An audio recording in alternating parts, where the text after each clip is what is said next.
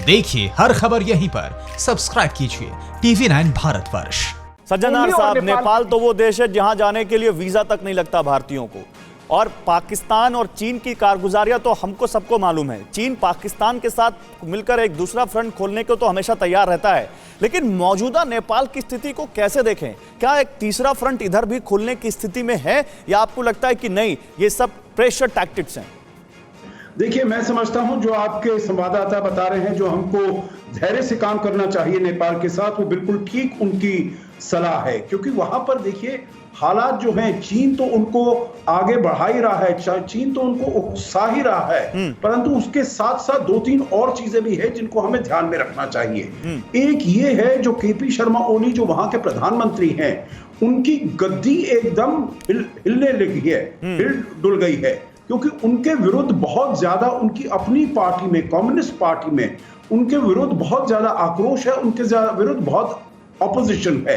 चाहे वो माधव नेपाल हो, जो उनके सीनियर लीडर हैं कम्युनिस्ट पार्टी के, या प्रचंड कुमार, ये पुष्प कुमार दहल प्रचंड जो है, वो भी उनके विरुद्ध खड़े हुए हैं। क्योंकि केपी शर्मा ओली अपने देश में कुछ ठीक काम नहीं कर पाए हैं, गवर्नेंस नहीं दे पाए हैं। फिर इसको वेट एंड वॉच कब तक? RSN सिंह साहब, जो बात यहां पर मनीष कह रहे हैं, जो सज्जन नार साहब कह रहे हैं, नेपाल का क्या करें? भारत कैसे निपटे उससे, या भारत क्या कैसे बताए उसको कि तुम अभी वही रहो जहां हो, ज्यादा उछलो मत? नेपाल है, क्योंकि मैं उस समय सरकार में था और मैं नेपाल से भी डील कर रहा था, और मैं बोलता था इनको, तो मैं कहता था कि तुम्हारे यहाँ जब तुम्हारे अपने कम्युनिस्ट तुम्हारे काबू में नहीं है, जब वो नेशनलिस्ट नहीं है तुम्हारे यहाँ, तो तुम वहाँ के कम्युनिस्ट को कैसे संभालोगे? लेकिन इन लोगों ने मेरी बात नहीं सुनी। बड़ा अंग्रेजी बोलते थे ये लोग कि नहीं इनको एकोमोडेट कर लो, फिर इनमें चेंज आ जाएगा और अपने आप प्रचंडा बदल जाएगा, केपी ओली बदल जाएगा, माधव नेपाल।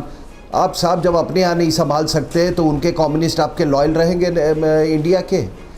आपके कम्युनिस्ट का भी जो लॉयल्टी पहला है वो चाइना के साथ है, तो उनके कम्युनिस्ट का तो इस पर रोना ना रोए।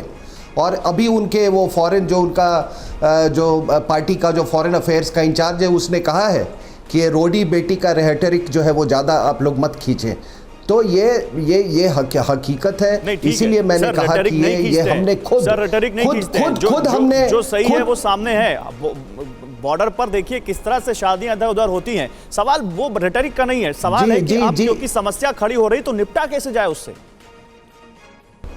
नहीं, निपटा इसलिए जाए कि कम्युनिस्टों को आपने लाया था। आप देखें कम्युनिस्टों के साथ वहां पे क्या करना है।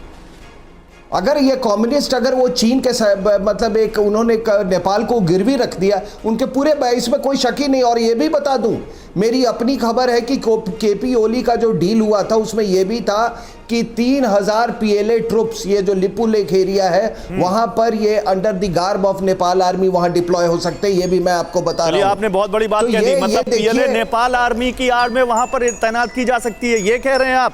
परवाह देश की, सोमवार से शुक्रवार रात 10 बजे TV9 भारतवर्ष पर।